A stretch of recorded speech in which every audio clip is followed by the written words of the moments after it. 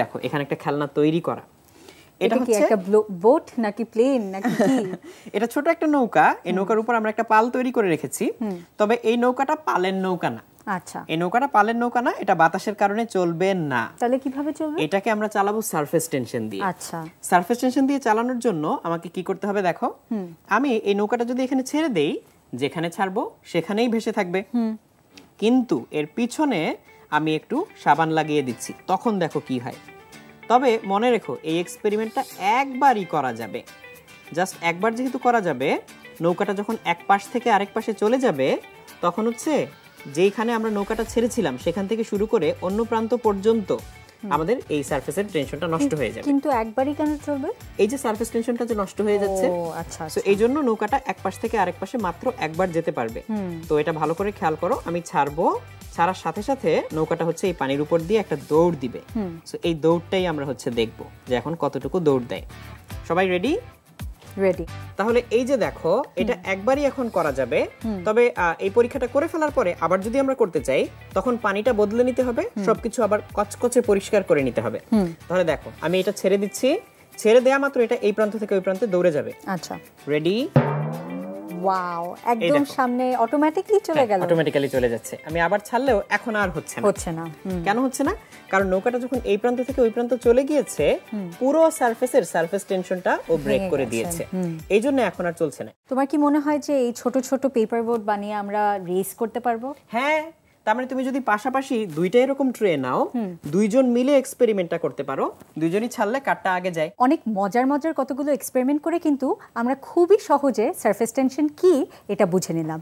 রাতুল ভাইয়া, এখন আমাদেরকে বলো যে আর কি কি এক্সপেরিমেন্ট বাকি আছে। এর পরের এক্সপেরিমেন্টটা খুবই ক্লাসিক একটা এক্সপেরিমেন্ট। দেখো আমি এখানে বিকার থেকে গ্লাসে পানি নিয়ে নিচ্ছি।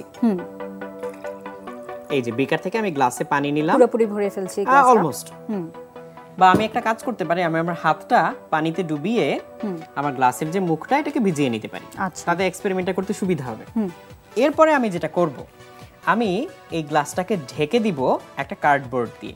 এটা জাস্ট নরমাল একটা কার্ডবোর্ড। আমি কার্ডবোর্ড দিয়ে এই গ্লাসটাকে ঢেকে দিচ্ছি। তুমি যদি চাও তাহলে এই কার্ডবোর্ডটাকেও ভিজিয়ে নিতে পারো, তাহলেও তোমার এক্সপেরিমেন্টটা ভালো কাজ করবে। তো আমি এটাকে ভিজিয়ে নিলাম, এই যে কার্ডবোর্ড দিয়ে ঢেকে দিলাম। ভিজিয়ে নিচ্ছি কি এটা লেগে থাকার জন্য? ভিজিয়ে নিচ্ছি যাতে হচ্ছে এই শুকনা কোনো অংশ না থাকে, এই জন্য। তো শুকনো অংশ থাকলে অনেক সময় এক্সপেরিমেন্টটা কাজ নাও করতে পারে। তুমি চেষ্টা করলে অবশ্যই কাজ করবে, তবে সুবিধার জন্য আমরা এরকম করতে পারি। আচ্ছা, এরপরে আমি যেটা করব, আমি এটাকে উল্টে নিব হঠাৎ করে। তাহলে এই যে দেখো উল্টে নেওয়ার ফলে অনেকখানি পানি পড়ে গেল, তাই না? এখন আমি যদি এই কাগজটাকে ছেড়ে দেই তাহলে দেখো কি হয়, পানিটা পড়ে না, কাগজটা আটকে থাকে। হ্যাঁ, আটকে থাকে। এটা খুবই ক্লাসিক একটা এক্সপেরিমেন্ট, যে বাতাসের চাপের কারণে এই কার্ডবোর্ডটা এখানে আটকে থাকে এবং পানিটা পড়ে না। পানিটাকে যদি আমি হচ্ছে ফেলতে চাই তাহলে এখান থেকে আরো চাপ দিতে হবে। বাতাসের যতটুকু চাপ তার চেয়ে বেশি চাপ দিলে তখন পানিটা পড়বে, হ্যাঁ খুলে যাবে বা পড়ে যাবে। সো এই এক্সপেরিমেন্টটাতে আমরা একটু চেঞ্জ আনতে চাই। আচ্ছা, কিরকম চেঞ্জ? সেটা হচ্ছে আমি এই কার্ডবোর্ডটা সরিয়ে নিলাম, আমি এখানে কাগজের তৈরি একটা ডিস্ক ব্যবহার করব। কিন্তু তুমি খেয়াল করলে দেখবে এই ডিস্কে একটা ছিদ্র আছে, তাই না? ছিদ্র থেকে পানি পড়ে যাবে না? হ্যাঁ, ছিদ্র থেকে তো পানি পড়ে যাওয়ার কথা। দেখি ছিদ্র থেকে আসলেই পানি পড়ে কিনা। তাহলে আমি এই ডিস্কটা দিয়ে এটাকে ঢেকে নিলাম। আচ্ছা, এটাকে উল্টে নিচ্ছি। এরপর আমি খুব সাবধানে আমার হাতটা আস্তে করে সরিয়ে দিলাম। ছিদ্র থাকার পরেও পড়ে না। হ্যাঁ, ছিদ্র থাকার পরেও এটা পড়ে যায়। এটা কেন হলো? ইভেন তুমি যদি একটা সুই নিয়ে এই ছিদ্রের ভিতরে ঢুকিয়ে দাও, আবার বের করো, তারপরেও হচ্ছে পানিটা এখান থেকে পড়বে না। আচ্ছা, তার কারণ হচ্ছে এই ছিদ্র বরাবর যতটুকু পানি আছে সেই পানির তো একটা সারফেস থাকবে, পৃষ্ঠ। সেই পৃষ্ঠ টানের কারণে এই পানিটা ছিদ্র দিয়ে পড়তে পারে না। তো ফোঁটা থাকলেও এটা কোনো ম্যাটার করছে না। তবে ছিদ্রটা যদি বেশি বড় হয়ে যায় তাহলে কিন্তু পানি ঠিকই পড়বে, অবশ্যই পড়বে। তাহলে এখন ছিদ্রটা ছোট বলে এই ছিদ্র দিয়ে সারফেস টেনশন ব্রেক করে পানিটা পড়তে পারছে না। বুঝতে পেরেছি। তাহলে আমি এটাকে আবার সোজা করে দিচ্ছি।